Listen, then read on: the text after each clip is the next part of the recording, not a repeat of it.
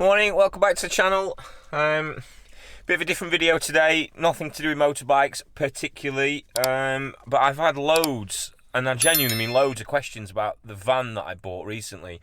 For those of you who don't know, if you don't know, look up here, but I recently bought a 2021 Ford Transit Custom. Bought it brand new on a 70 plate. This is what we're in now.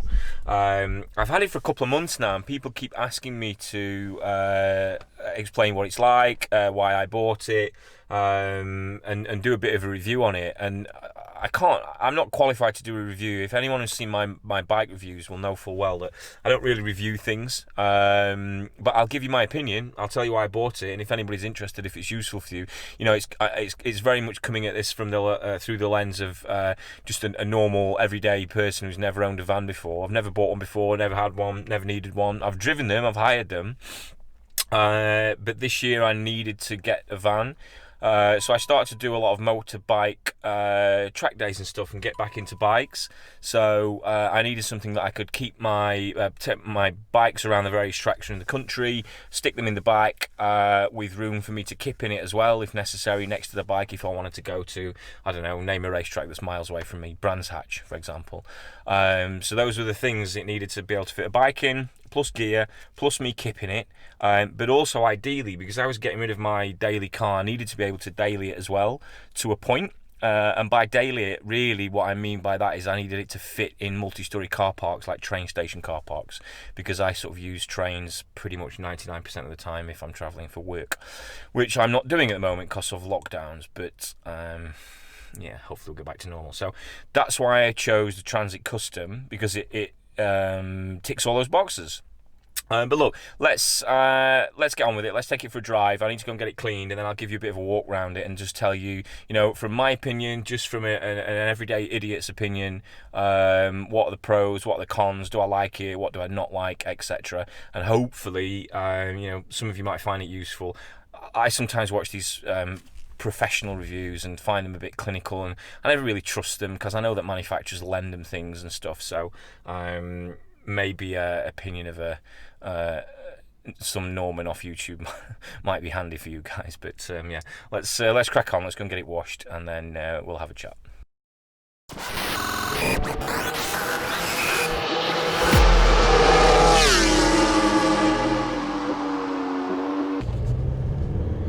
So, welcome to my 2021 Ford Transit Custom Limited. This is the limited edition. I forgot to say that earlier.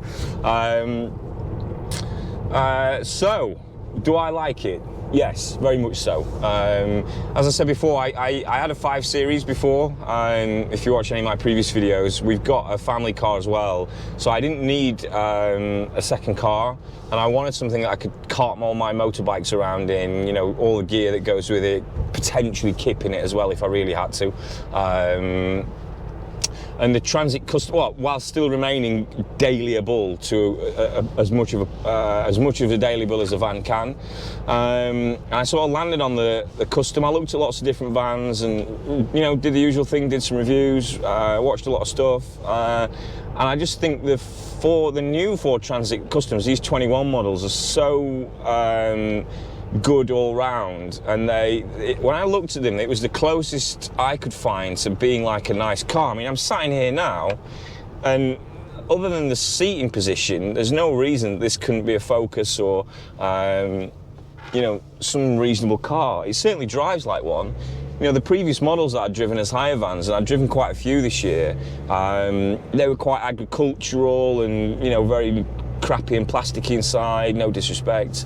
But this model, I mean, I've got, I'll show you later when we finish driving, but I've got everything you want in here. I've got heated seats, I've got cruise control, I've got parking sensors at the back, I've got air conditioning, power steering, I've got Apple CarPlay, which is brilliant. I've got literally every comfort, basically, that I had in my 5 Series. Heated windscreen, and yeah, I can chuck, if I wanted to, I can chuck 2 motorbikes in the bike, or I can chuck a bike in, all the gear, kip in it, and the absolute kicker for me And the reason that I bought the custom, and to be clear then, I bought the custom limited L1H1, I think that's right, 280 payload, 130 PS or horsepower basically, version. And I bought it was the H1 really that I needed, because I needed it to be able to fit in multi-storey car parks, places that I go regularly. So train stations are generally 2.1 metres roughly. This is just under 2.1, so it'll just squeeze in. Meadowhall at Sheffield, which is sort of our local shopping centre, you know, I needed to be able to go there a lot. They're 2.1, excuse me. So it fit all the criteria really from that side of things. I didn't need the extra length. So I wanted to keep it as small as possible while still doing a job. So the L1H1 was perfect.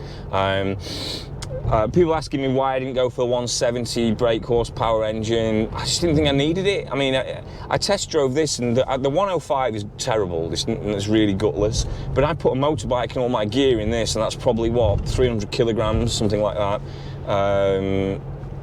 Maybe 350. The 130 never feels sluggish, it doesn't feel slow, you know, there's plenty of mid-range, the turbos come in nice. It's quite a nice power delivery actually. The power comes in from almost no revs at all, which is really feels quite pleasant to drive. You know, if you were on an autobahn and not on an English motorway, you could sit at 90 quite easily in this all day long, no grumbling, nothing. Don't do that in England, but you know, it'll sit at 90 easy all day long. So from a daily standpoint, like, I've been really happy with it. I couldn't have been happy really. Like I say, it drives like a car, clutch is light, steering's light, all the mod cons that I want. It's comfortable, suspension's lovely, you know, it doesn't feel like a tractor, and it's got plenty of power. Would the 170 have made any difference? I'm not sure it would. I'm not sure it would have made really any difference. And you know, I bought this to do a job, not to be a car for pleasure. It was literally to do a job, and I just couldn't see the point in paying the extra money for that extra power, because it's not the important thing on this.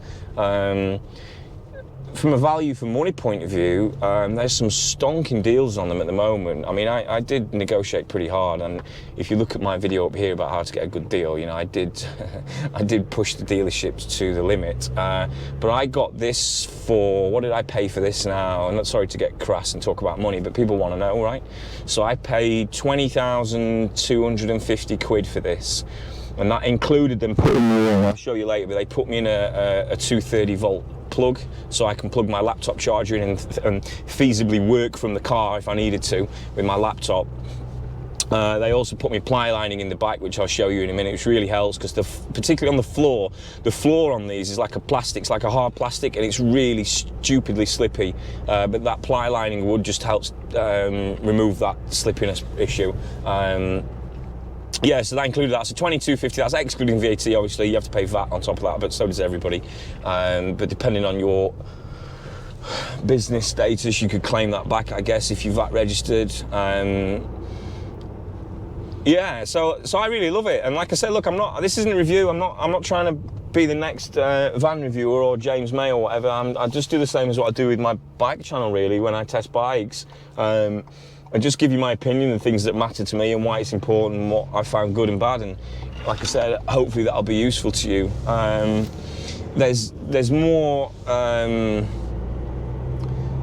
storage nooks and crannies in here than you can throw a stick at. You know, I've got a massive bottle down here. There's room for another massive bottle there. There's 1, 2, 3 cup holders, more room down there. There's USB charger here, another USB there. I'm sure there's another one somewhere else, but I can't remember. There's a 12 volt plug there. It's just literally everything you need. I honestly absolutely love it. I was so pleasantly surprised. I'd never driven this new model before, only the older models as higher vans, and I was really expecting them to be just a bit of a tractor. But I know Ford, I trust Ford, they've got a good reputation. People say they get nicked, so I mean, it's like, well, I don't know. These new ones have got alarms, immobilizers, deadlocks, etc. Are they likely to get nicked more than any other brand? I'm not sure they do, I just think they sell more, so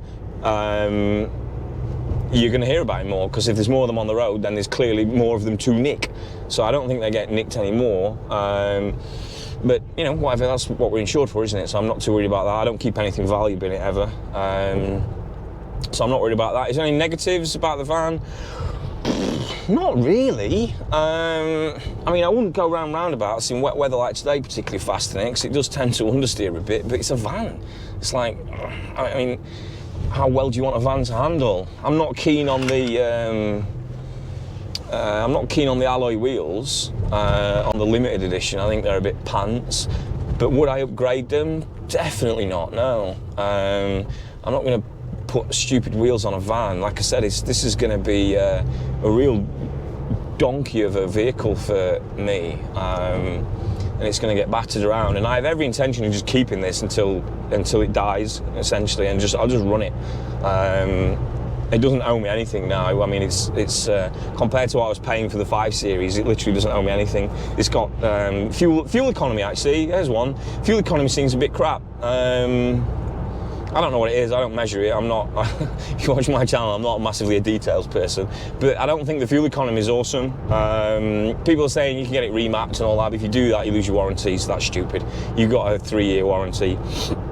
There is an eco mode button that I've not really played with, but when you push it, you can kind of feel the power or the throttle response, I guess. I'm not sure how exactly it works technically, but you can feel the difference. It just sort of takes it down a step. So if you're really concerned about that, I mean, I don't find the fuel economy horrific. It's not something that I think's it wouldn't ever stop me buying it if I had my time again. It's not brilliant. There's a traction control button that you can turn on and off. I'm not sure why you would. But anyway. So yeah, look, there's nothing really to whinge about apart from maybe fuel economy. I love the van. Like I say, I don't feel any different to driving a car. I'm just going to get it clean now, so I'll go and get it cleaned at the jet wash, so I don't look like an absolute tramp on the video, and then I'll just give you a quick walk around the outside and just sort of talk you through some of the important parts to me. You know, most people will be experienced with vans, but I wasn't, so there's some of the stuff I'm saying to you is kind of like obvious. I get that, but that's, you know, it wasn't to me. This is the first van I've ever owned, so I personally would have appreciated a video like this when I was looking for a van. Just maybe I'm sort of pulling out some of the things that people take for granted as obvious, but actually for people that aren't into vans or experienced with vans, it might not be that obvious. So yeah, hopefully that's the case. So yeah, look, I'm just going to pull into the car wash, but look, from a driving dynamics point of view, brilliant. I mean, I literally couldn't wish for any more. Anything else to tell you? Not really. Yeah, let's go and have a walk around the outside of the van, and I'll show you what I use it for.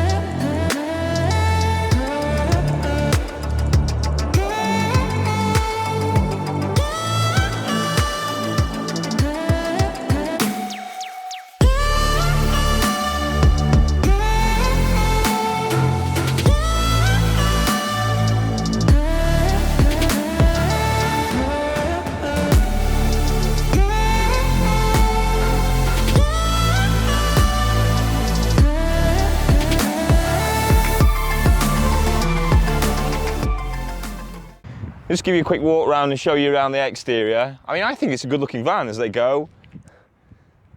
It's got pretty nice LED lights. Quite like this metallic grey colour. Don't ask me what it's called, I've no idea. Yeah. But basically what I need it for, so my bike goes in there in that front wheel chog, and I can move that right over to that side and have 2 in if necessary. And then I can basically strap the bike into these hook points here, and then I've got plenty of room down this side here for all my gear or a sort of blow up bed, mattress, etc. My ramp's there at the minute, but it's exactly what I need. This ply lining stuff's I got the dealership to fit for me for free. You know, it's got LED lights inside it. Like, I don't know what you'd want more from a van. Certainly I don't need anything more from a van. And I can whack it in, you know, local train station car park and use it really to commute to work for what I need it for, at least anyway. So yeah, look, I hope that was useful for you. Like I said, there's so many people asking me to do this that I figured, why not? I'm not a van reviewer. I don't profess to be a van reviewer. It's a motorbike channel, really. But you all seem to want to hear about the van. So there you go. I'm not sure this was boring or not, but yeah. Anyway, look, thanks for watching. I hope you found it useful. Thank you for subscribing. If you wouldn't mind, if you like the video, if you can hit the like button, and if you wouldn't mind, if you'd subscribe. There's also a bell icon next to the subscribe button that'll notify you when I go and upload videos in future, if that's of use to you. So all that stuff, like, subscribe, blah, blah, blah, blah, blah. Thanks for watching. Much appreciated. I'll see you on the next one.